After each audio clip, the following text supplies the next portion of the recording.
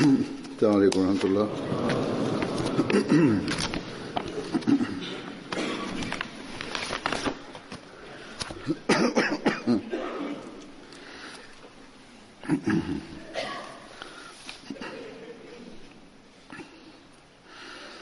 أشهد أن لا إله إلا الله وحده لا شريك له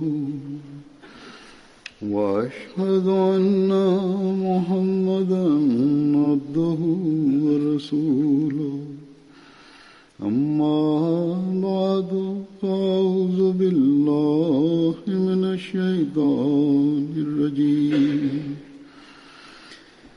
بسم الله الرحمن الرحيم الحمد لله رب العالمين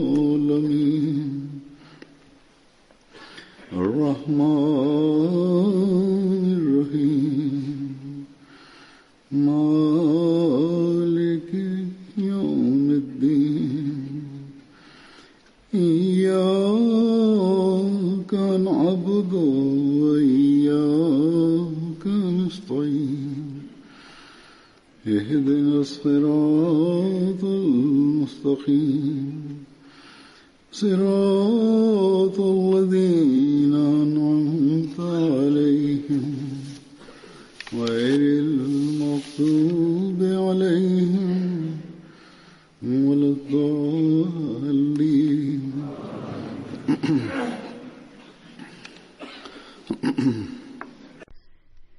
Obećana Mesija alejhi selam je rekao jednom prilikom: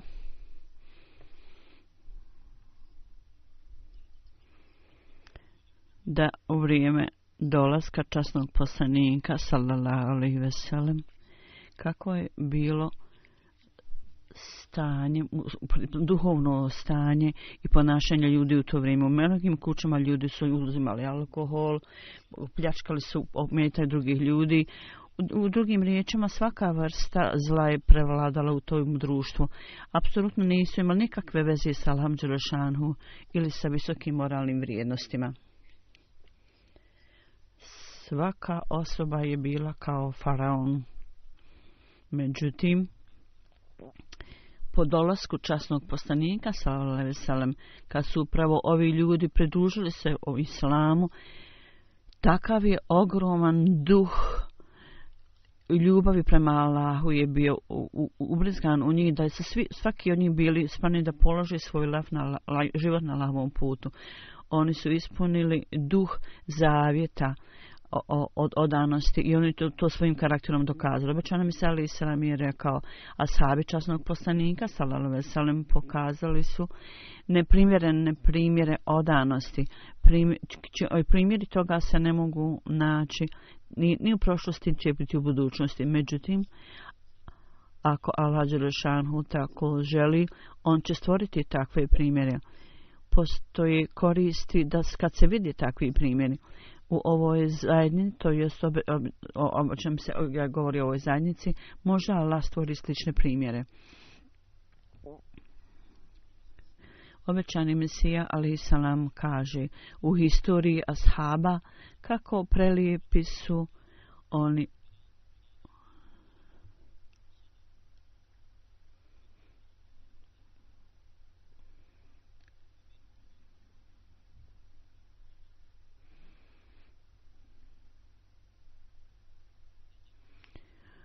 to jest kako su oni ispunili u ovaj ajet koji kaže: ima muslimana među vjernicima koji ispuni ovo obećanje istinsko, koji daju napravi salam, koji daju Hadžešanu svojim zavjetom.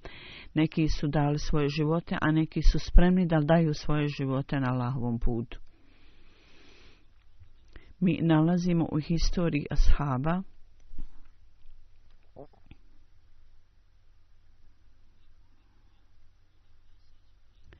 ako nađemo sve ove ajete u skladu sa ovim ashabima, kao što ovaj ajet govori, dakle njihov pobožnost i žrtvovanja su svi za nas zvijezda vodilje.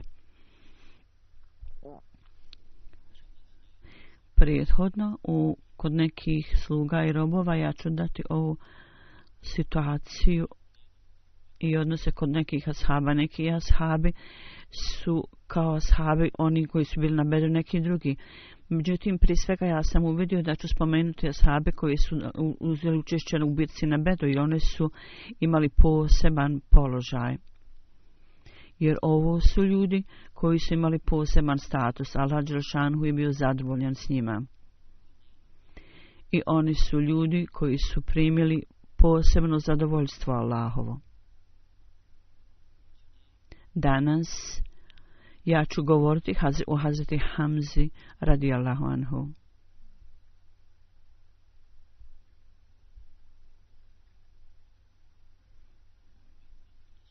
Mi nalazimo u historiji detaljno spominjanje kako je on postao musliman i kako je bio ubijen. On je popularan po imenu Sejdul Huda i također Asadullah i Asadur Resul. Ovi su također povezani s njim. To znači, ova imena znači Allahov vlav.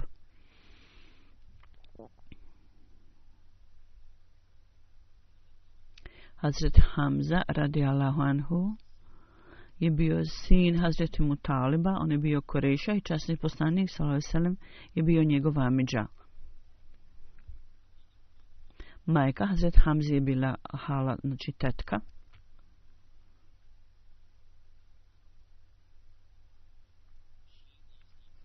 Ona je bila rodica Hazreti Amine radijallahu anhu, koja je bila majka časnog poslanika sallallahu alejhi ve sellem. Hazreti Hamza je bio oko 4 godine stariji od časnog poslanika, tako neki izvještaji kažu.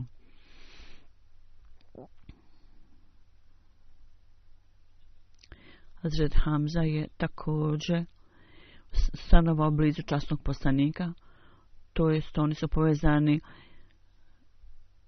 povezani nečim zajedničkim, također dijelili su isti dio gdje su živjeli, tako dalje. Nakon dolaska časnog poslanika u 6. godini Hazreti Hamza je bio u stanju da primi islam.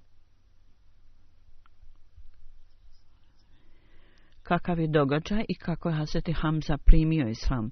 Hazreti Muslim radijallahu anhu je opisao ovo u svojim riječima. Ja ću predstaviti neki kratki sadržaj toga i neke dalje detalje. Kad čujete ovo iznošenje i ovaj događaj i kad osoba zamišlja u vidu kako Hazreti Hamza primio islam, kako su bili razlozi zašto je on primio islam i kako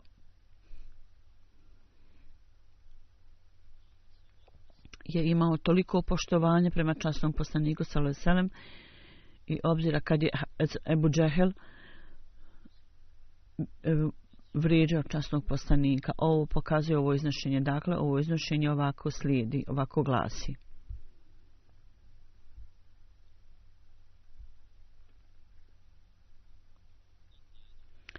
Jednog dana časni poslanik sallallahu alejhi ve sellem je sjedio na stijeni između planine Safe i Marve i razmišljao je kako da utemelji Allahovu jedinstvenost. Na ovo je Abu Džahel prišao mu i čim je došao rekao je Muhammede sallallahu alejhi ve sellem, ti ne odustaješ od onog što govoriš. I kad je ovo rekao, Abu Džahel je pošao da izgovara najprostije riječi i prokletstva neka. Časni poslanik je strpljivo slušao sve ove verbalne uvrede, nije odgovarao ni jednom jedinom riječu. Abu Džahel je izgovarao najprostije riječi. Na to je ova grešna osoba, bezbožna osoba, prišla bliže i udario časnog poslanika. Pa ipak časni poslanik sallallahu alejhi ve sellem nije rekao ni jedinu riječ u odgovoru. Ostao je sjedeći nijemo. Kad je Abu Džehel verbalno vrijeđao časnog poslanika, to je bilo blizu boravišta Hazret Hamze. U to vrijeme on nije bio islam. Svako jutro on je izlazio u lov sa svojom strelom i uveče bi se vraćao. i sjedio bi u skupu Kurejšija. Tog dana kad je Ebu Džehel verbalno vrijeđao časnog poslanika sallallahu alejhi ve sellem i postupao prema njemu na najgori mogući način, Hazreti Hamza je bio otišao u dnevni lov. Međutim, slučajno, u vrijeme kad je Ebu Džehel radio ovo,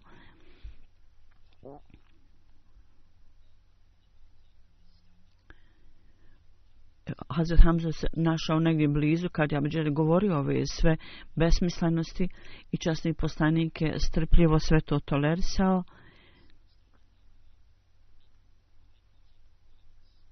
Neka žena je stajala blizu i gledala sve. Ona je možda bila žena i možda bila nevinik. Međutim, u staro vrijeme, kad bi ljudi u Meki bili okrutni prema svojim robovima, bilo je nekih iskrenih i čestitih ljudi koji su prema svojim robovima postupali lijepo. I ponekad bi to smatrali dilom porodice. Dakle, ovo je bila sluga Hazreti Hamze i ona je ovo sve vidjela svojim očima i čula je svojim ušima i to je na nju ostavilo veliki dojam. To je jedinulo i bila je bespomoćna da bilo što radi da to zaustavi. Ona je to gledala i slušala. Međutim, u njenom srcu,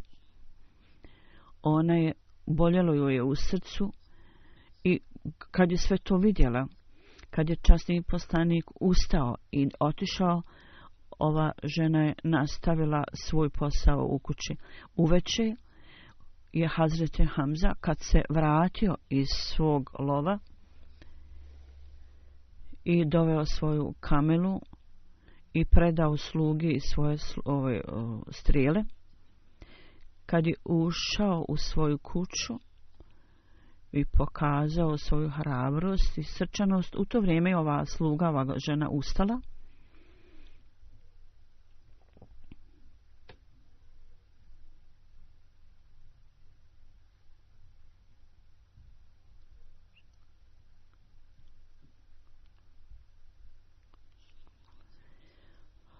Ona je potiskivala sve svoje emocije i bol i glasnim glasom je rekao, zar se ne stidiš, hodaš okolo kao hrabar čovjek? Hazret Hamza je bio šokiran i rekao, šta je, u čemu je stvar?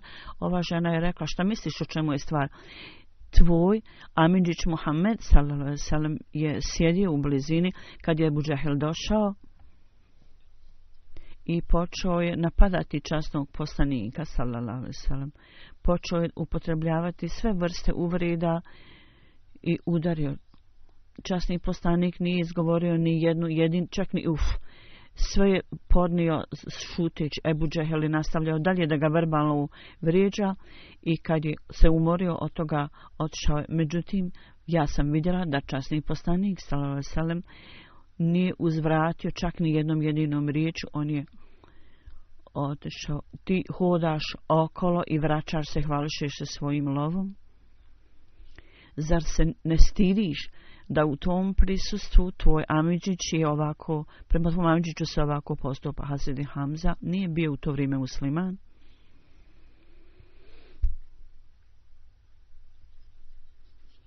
Međutim, pošto je bio među poglavicama Kurejšija i također je bio u vladi, ovi ljudi nisu bili spremni da prihvate islam, iako je vjerovao da je časni poslanik istinit, da govori istinu.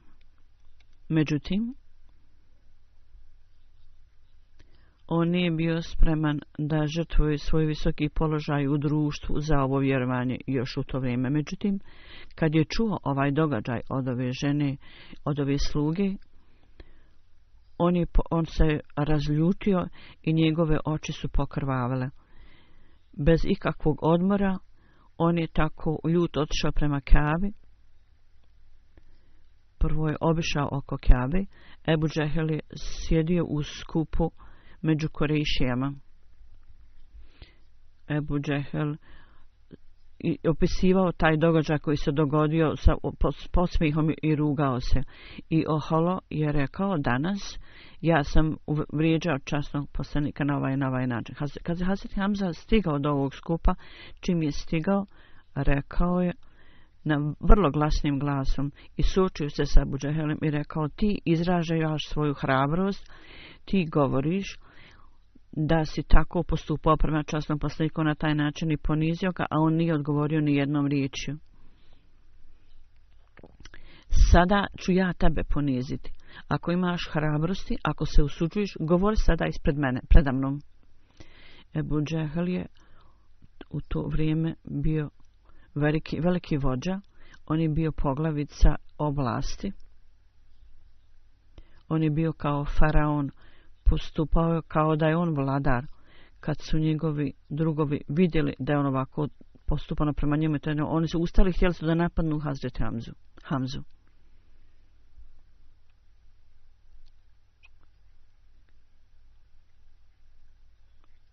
Međutim, zato što je časni poslanik podnio ovo sve strpljivo i Abu Džehel je udržao se i zaustavio svoje drugove da napadnu Hazreti Hamzu. Koji su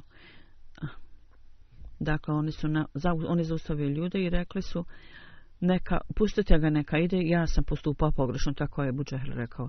Hazreti Muslima onda kaže svojim riječima: Muhammed Resulullah, Allahov poslanik, sallallahu alejhi ve sellem, kad se vraćao kući između planine Safe i Merve, u svom srcu je govorio: moj zadatak i nije da se fizički borim, nego zapravo da tolerišem uvrede sa strpljenjem. Međutim, Allah dželešanuhu je u to vrijeme govorio: za Allah nije dovoljan svome robu. O Muhammede, ti ne treba da se fizički boriš, ali zar ja, gospodar, nisam prisutan ovdje i da se borim protiv svojih neprijatelja. Tako da istog dana Allah dželešanu poslao pomagača časnom poslaniku da se suči sa Ebu Džehelom. Hazret Hamza je u tom istom skupu, kad je ponizio Ebu Džehela, on je proglasio svoju vjeru i rekao Ebu Džehelu i rekao: ti uvrijeđaš časnog poslanika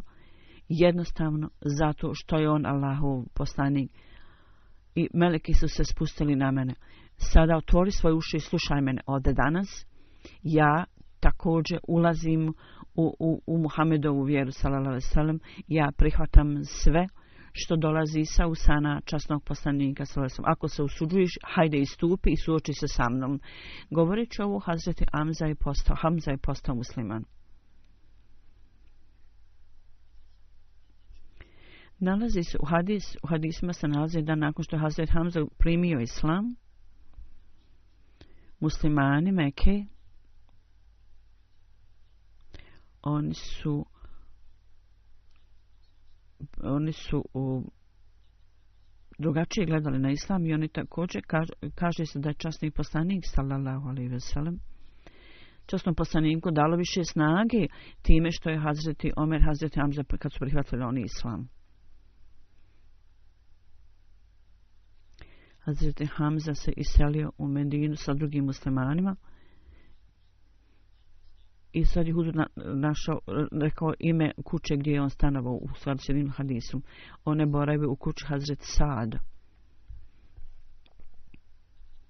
U svakom slučaju poslije preseljenja u Medinu, poslije hidžreta, Hazreti Muhammed sallallahu alejhi ve sellem oženio se u Hazret Harzu sa Hazret Hamzom. On je uredio za njihov brak i također Hazret Hamza je na Hazreti Uhudu na brdu Uhudu dao sklonište ovoj ženi. Međutim, proganjanje se nije zaustavilo. Ovi zlobnici i smutljivci su nastavili svoje proganjanje muslimana u Medini. Zato su muslimani morali uvijek biti budni i da uvijek budu pažljivi o svakom pokretu ovih nevjernika. Mi nalazimo u hadisiju da su uvijek ostali budni i pratili svako kretanje ovih nevjernika. Časni poslanike morao slati razne ekspedicije. Hazret Hamza je u tome imao veliku ulogu i drugu veliku ulogu.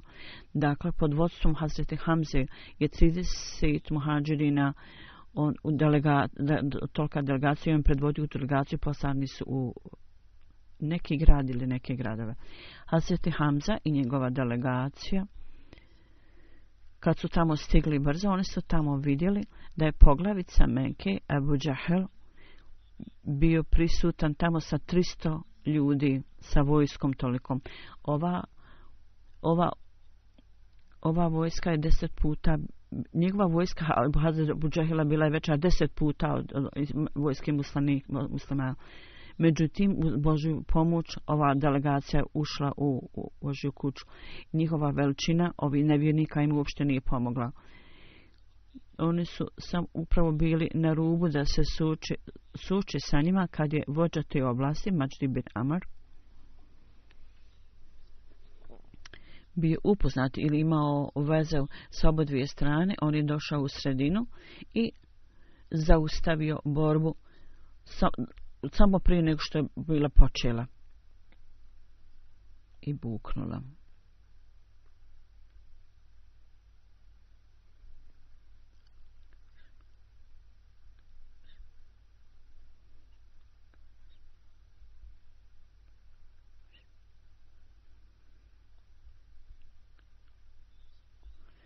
Također u hadisima nalazimo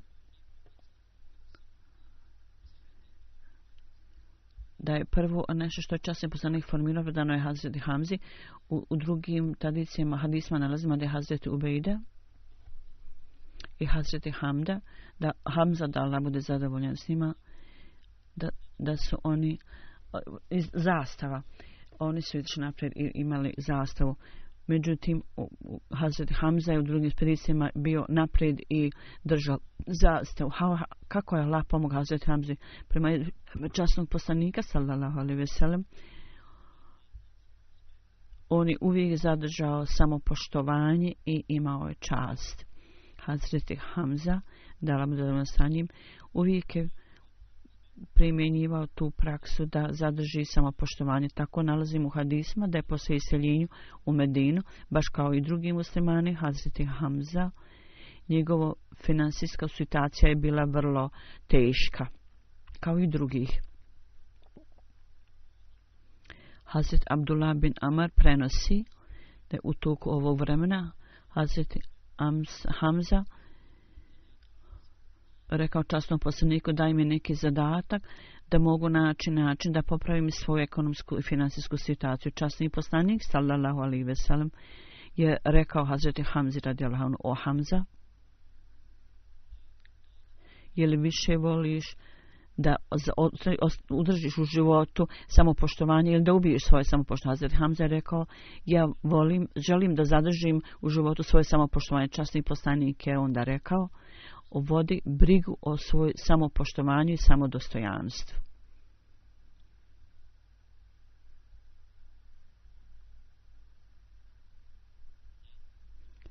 Onda časni poslanik sallallahu alejhi ve sellem je upozorio Hazret Hamzu da se koncentriše na dove i savjetovao me određene dove i izvršenje Hazret Hamzi i kaže da treba da moli Allaha ovoj dovi koji sad huzur prouče. U prevodu: o Allahu, ja tebe molim tvojim imenom i tvojim veličanstvom, zaklinjem te. Hazret Hamza je uvijek ubirao plodove ove dove.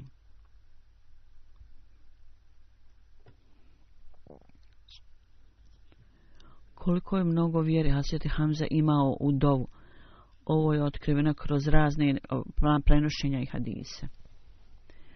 Jer Allah dželešanu je ispunio potrebe ovog velikog čovjeka, ove velike ličnosti.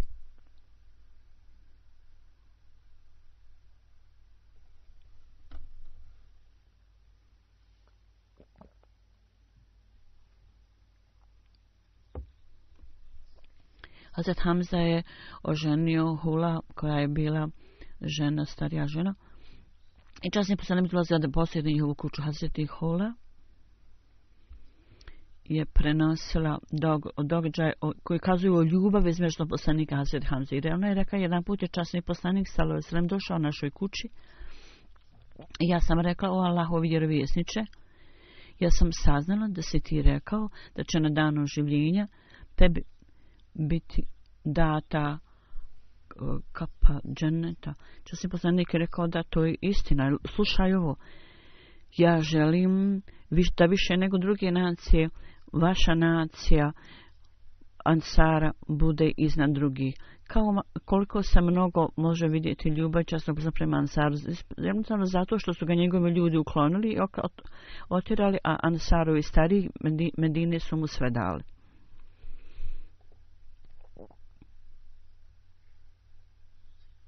Također nalazimo jedan događaj u historiji i tradicijama da druge godine poslije iseljenja,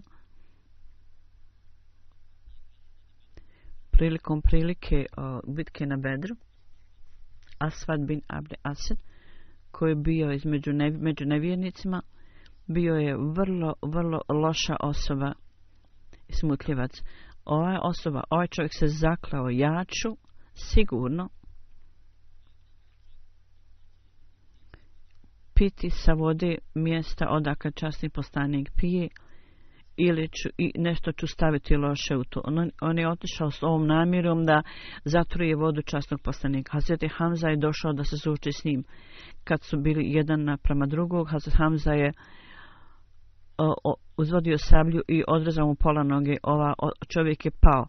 Međutim, da ispuni ono što je obećao, da on išao naprijed da ispuni ono što je Hazreti Hamza je jednim drugim potezom sablje ga ubio. Ovaj čovjek je umro blizu ovog predmeta, ovog mjesta. Međutim, nije ispunio svoju misiju da zatruje vodu časnom poslaniku.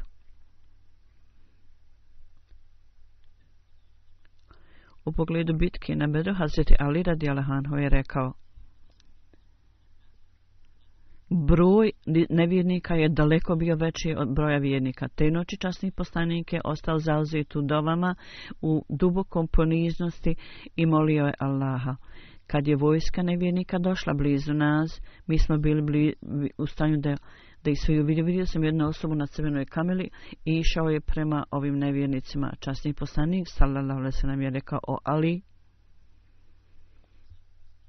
Hamza, koji je blizu nevjernika, idi pitaj ga ko je ova osoba na crvenoj kameli i šta govori. Onda je časni poslanik sallallahu alejhi ve sellem rekao: ako ima i jedna osoba koja se može sa njima suočiti, onda je ta osoba na crvenoj kameli. U to vrijeme Hazreti Hamza došao da ih obavijesti. Ovo je Hudba bin Rabija, koji govori nevjernicima da se ne bore. Na što je Ebu Džehel mu rekao: ti si kukavica, ti nećeš da se boriš, ti se bojiš borbe. Onda je Hazreti Hamza rekao: hajde da vidimo danas ko je kukavica. Hazreti Ali kaže: Udba bin Rabija. I onda njegov sin iza njega rekli su: ko će se boriti s nama? Ko hoće da se bori s nama?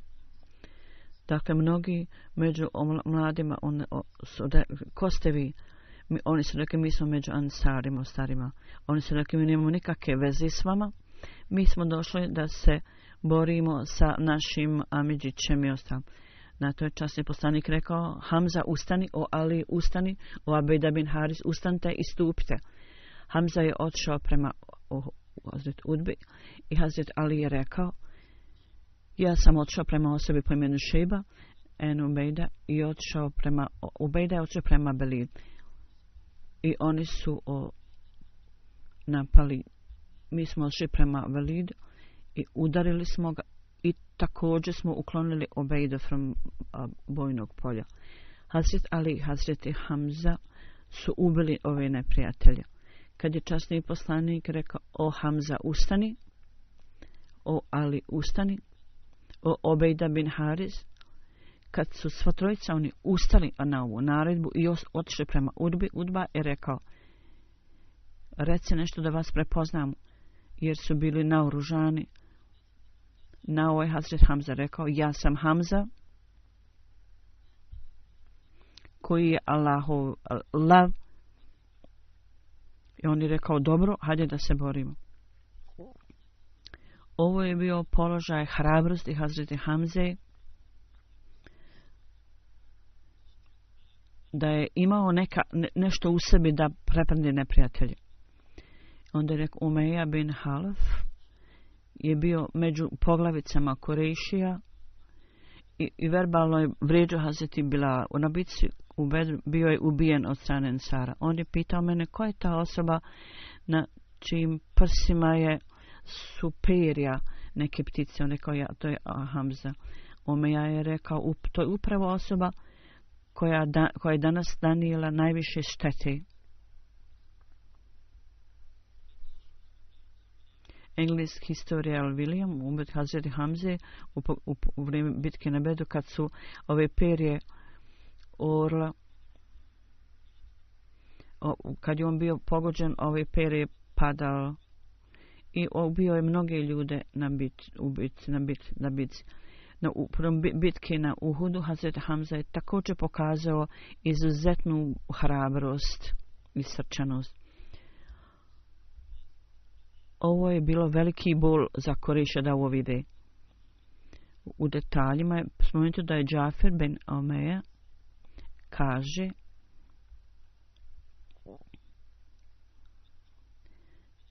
ja sam išao sa jednim ashabom u grad, ja sam stigao u grad kad je Abejda bin Adi, koji je sa mnom putovao, rekao je, hoćeš li ti da budeš neki da ubije Hazreti Hamzu, tako dogovarao. On je rekao, hajde da se sretnemo s njim. Mi smo naše mjesto gdje on živi, iznašli gdje on živi. Rečeno je da on sjedi u hladu. Džafar je rekao, mi smo otišli do ove osobe, sjeli pored njega neko vrijeme, nazvali smo selam, on je odgovorio alikum selam. Obejda u to vrijeme imao turban, on je zamotao svoje lice i samo se vidjelo na oči i stopala, jer cijelo lice bilo umotano u turban. On je rekao, ili ti mene prepoznaš? On je rekao, ja se kunim Bogom da ja ne poznam, a ono koga ja znam je Hadi bin Nejad, udata žena. Vjerovatno koga je mislio da liči taj. Omar bin Katal, tako je oni zovu. Oni nisu imali djece. Ili su imali dijete. I ja bi dao mlijeko tom djetetu i dao bi njegovoj majci. Kad sam vidio njegova stopala, iz tog sam saznao da je ovo ista ta osoba Obejda. On je otvorio usta i rekao, jeste, to je ispravno. Onda je rekao, reci nam o događaju, o ubijstvu o obijanju Hazreti Hamza. On kaže, on je ubijao u Bejnom polju. Moj vođa mi je rekao, ako ubiješ Hamzu, da ako hoćeš od mene zauzvrat nešto, onda ćeš biti oslobođen, nećeš više biti rob. Kad se dogodila ova bitka naredna na Uhudu, i na Uhudu je bila jedna planina, onda dolina u to, ja sam išao i pridružio se tim ljudima. Kad su ljudi se poredali za bitku, Saba je došao na polje i pitao, ima li koga da se bori s nama. Čuvši ovu, Hazreti Hamza istupio i rekao, jer se ti suočavaš s Hazret Allahom, njegovim poslanikom, i Hazret Hamza se suočio s njim i on je odmah ga pogodio ga i ubio na mjestu. Kad je rekao, ja sam onda čekao u zasidi, kad mi priđe, ja ću ga pogoditi strilom, i ja sam onda probao ga strilom i još sam progurao strilu. Kad su se ljudi vratili, ja sam se također vratio i otišao sam u Meku. Kad se onda Islam raširio. Ja sam otišao u Tajb. Ljudi su poslali poruke časnom poslaniku i onda meni je rečeno da ne sarađujem. Ja sam otišao s ovim ljudima. Kad sam stigao do časnog poslanika, on je pogledao na mene i rekao: jesi li ti taj i taj? Ja sam rekao: jesam. Časni poslanik rekao: jesi li ti ubio Hamzu? Ja sam rekao: da, jesam. Vijest koju se primio tačno je. Časni poslanik je rekao: ako je moguće, nemoj dolaziti pred mene. Ja sam rekao: ja sam ovo čuo kad je časni poslanik umro i kad Zainab bin Zab se pobunio. On rekao: ja sam mislio da ću ići i ubiti nekoga i da steknem spas. Međutim, onda sam vidio kad jedna bitka bila, osoba da je stajala pored zida, imao je nekako bijelkastu kožu i kosa mu je bila neuredna. Ja sam pogodio ga između prsa strilom i strela je prošla s jedne strane na drugu. I onda je Ansari također napao tu osobu.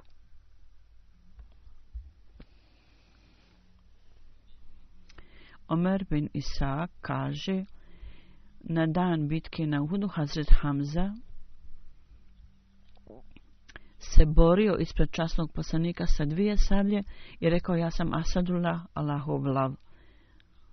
Ponekad bi bio lijevo, nekad desno, nekad ispred časnog poslanika sallallahu alejhi ve sellem, ali je pao na leđa. Kad je ovo vidio, ubio ga je.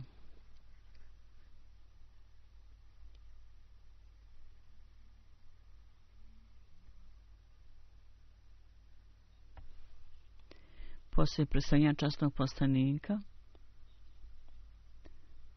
jedan čovjek bio je ubijen na bitki na Uhudu. Od tada je imao 59 godina. Ali Sufijanova žena, je došla u vrijeme bitke na Uhudu. Došla je prije vojske da dobije nagradu zato što će ubiti svog oca, što je Hamza ga ubio, i rekla je: ja imam priliku da izvadim jetru Hazreti Hamze, da se osvjeti što je on ubio njenog oca. Kad je Hazreti Hamza bio ubijen, oni su zapravo isjekli dijelove njegovog tijela, izvadili su mu jetru. Časni poslanik iznašao ovome i otkrio i rekao je: o Allahu, uvijek učini da uvijek zabraniš ratnicima da urade ovo što su oni uradili Hazreti Hamzi. Kad je časni poslanik izrazio osjećanje u pogledu, to kad je vidio tijelo Hazreti Hamze, on je spomenuo, u hadisu kaže da je časni poslanik rekao: kad je vidio tijelo Hazreti Hamze i kad je vidio da su mu izvadili onu jetru, njemu je to bilo jako teško. Spomenuto je u historiji i autobiografiji da kad je časni poslanik stajao pored tijela Hazreti Hamze, rekao: o Hamza, nikad ti više neće biti naneseno više bola nego ovo. Ja nikad nisam vidio ništa bolnije od ovoga. Onda su meleki došli meni i rekli mi da je 7 meleka bilo u društvu Hamze. Hazret Zubeir je spomenuo i rekao: u vrijeme bitke na Uhudu jedna žena je došla žureći, došla je da vidi tijela ubijenih. Međutim, časni poslanik nije smatrao da je ovo prikladno da žena bude u stanju da vidi mrtva tijela ubijenih, jer su bili u vrlo lošem stanju, i časni poslanik je rekao: zadržite ovu ženu. Hazret Zubeir radijallahu anhu je rekao: ja sam izbliza posmatrao da je ovo bila moja majka Hazret Safija i ja sam požurio prema njoj i ja nisam joj dozvolio da dođe da vidi tijela ubijenih. Ona je mene vidjela i udarila u prsa i gurnula me natrag. Ona je bila vrlo krupna žena i rekla: ja neću vjerati ništa što ti govoriš. Ja sam rekao: časni poslanik sallallahu alejhi ve sellem je rekao da te zaustavim. da ne treba da vidiš ova mrtva tijela iznakažena. Kad je ovo čula, ona je stala, uzela je 2 komada odjeće koja je vidjela. Ovo su 2 komada platna koja sam donijela od svog brata Hazret Hamze i čula sam da je on bio ubijen. Ovo je bila poslušnost ashaba u to vrijeme. Čim su čuli da je časni poslanik sallallahu alejhi ve sellem rekao neku naredbu, uprkos ove tragedije, uprkos svih svojih emocija, ona je bila u stanju da kontroliše svoje emocije i potpuno da se zaustavi umjesto da plače. Ovo je potpuna poslušnost. Ona je rekla, ja sam ponijela oba ova komada od platna za Hazret Hamzu jer sam čula da je on ubijen. I umotaj ga ti onda u ove platna. Kad smo umotali Hazret Hamzu u ovo platno, vidjeli smo da je još jedan bio ubijeni Ansari. Isto su ga po njemu postupili kao i prema Hazret Hamzi. Mi smo bili postiđeni da Hazret Hamzu, mi ga umotavamo u 2 komada čaršafa, a da za ovu drugog Ansariju ubijenog nema komada, onda smo odlučili da jedan komad platna čaršafa umotam Hazret Hamzu, a da u drugi dio umotam Hazret ovoga Ansarija koji je bio ubijen. Onda smo saznali da je jedan od njih bio viši, jer smo mi tako da smo onda odabrali duži čaršaf da umotamo Hazret Hamzu kad njegovo lice bilo pokriveno, stope bi bile gole. Kad bi pokrili stope, lice bi bilo otkriveno. S druge strane od ovog čaršafa. Časni poslanik je rekao, lice treba da mu bude pokriveno, a na stopala možete staviti neku travu ili nešto drugo. Hazret Hamza, koji je bio amidžić časnog poslanika, bio umotan u jedan čaršaf. Časni poslanik je učinio dovu Hazret Hamzi i Hazret bin Mesud prenosi, kaže, njegovo tijelo je bilo stavljeno tamo i klanjana mu je dženaza. Bilo je tijelo ovog Ansarija, pored njega također časni poslanik je predvodio dženazu iza njega. Onda je njegovo tijelo odneseno, a tijelo Hazret Hamze je bilo ostavljeno da ostane i dalje. Tako da tog dana časni poslanik sallallahu alejhi ve sellem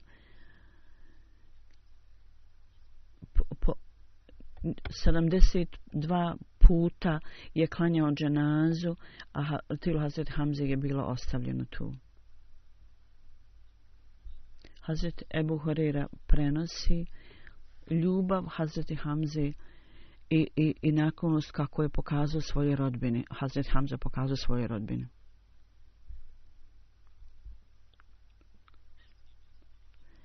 Hazret Ebu Hurajra je prenio da Hazreti Hamza, njegova ljubav prema rodbini bila takva da uvijek bio naprijed da im pomaže. Nakon što je bio ubijen, časni poslanik je ovako rekao na njegovim tijelom, da Allah ima milosti prema tebi. Ti si bio takav da ne znam hoće li kada biti osoba sa takvom pobožnošću i takvom ljubaznošću. Ovaj hrabri šampion islama i borac uz časnog poslanika, način kako je njegova kasnije dženaza spomenuta jednostavno. Kasnije, kad je Hazret Hamza je umotan bio samo u jedan čaršaf, čak nije bilo dovoljno da ga čitavog pokrije. Pokrili smo mu, kaže, lice, a stopala su pokrivena bila travom.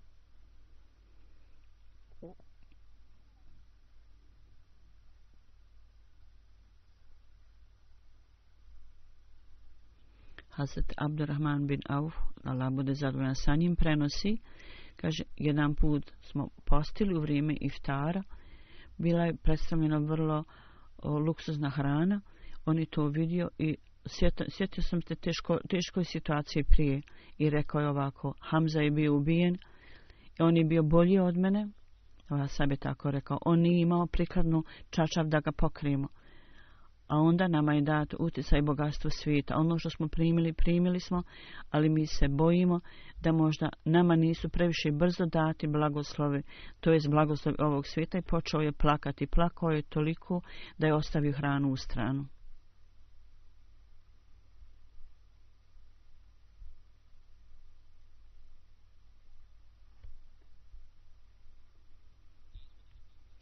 Ovo su bili ljudi s kojima je Allah dželešanu bio zadovoljan i oni su bili zadovoljni s Allahom. Ovo su bili ljudi koji su uvijek smatrali prvo, uzmali obzir prvo i vodili brigu prvo o drugima, i njihovim osjećanjima. Da Allah dželešanu dadne oprost svima njima. Da Allah dželešanu dadne radosne vijesti da ovim ljudima i da Allah uzdigne položaj njihovu u dženetu. Spomenuto u jednom hadisu da je Hazreti Abdullah bin Omer, kaže, kad je časni poslanik sallallahu alejhi ve sellem se vraćao sa bitke na Uhudu, čuje jednu ženu Ensara da plače i jeca preko granice nad mužem koji umro. Ona je rekla, šta je ovo? Da jedna žena izlazi napolje i da pretjerano, kad su žene vidjeli, izašle su napolje da oplakuju Hamzu. Također, kad je poslanik ovo vidio, rekao je, on će nastaviti plakat za Hazret Hamzu, reci im da se vrate. I onda je rekao, vrate se svojim kućama i poslije današnjeg dana nikada više nećete udarati sebe i tako pretjerano plakati i jadikovati.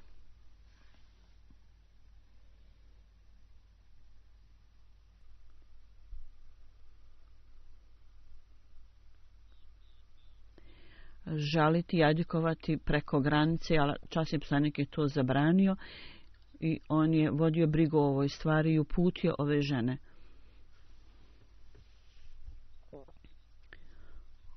Ono što je on uradio, prvo je skrenuo pažnju prema Hazreti Hamze, on je bio prema velikom vođi ovih ljudi.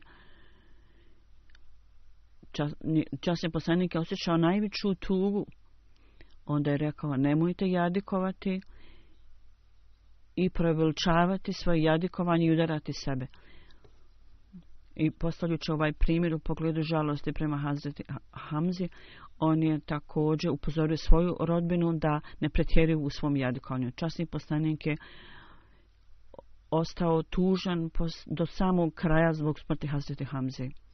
Onda Bilal je rekao o smrti Hazreti Hamzi, rekao, moje oči liju suze i na meni je dužnost prema Hazreti Hamzi.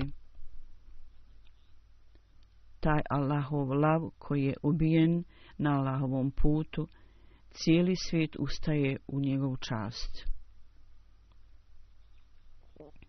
Da Allah dželešanu nastavi da uzdiže položaj ovih ashaba i njihovi primjeri žrtvovanja koji su oni pokazali i utemeljili, da ostanu pamćeni i da ostanu živi u umom muslimana do kraja vremena, da njihova pobožnost bude nama pokazana i da svi budemo u stanju da slijedimo njihovim stopama.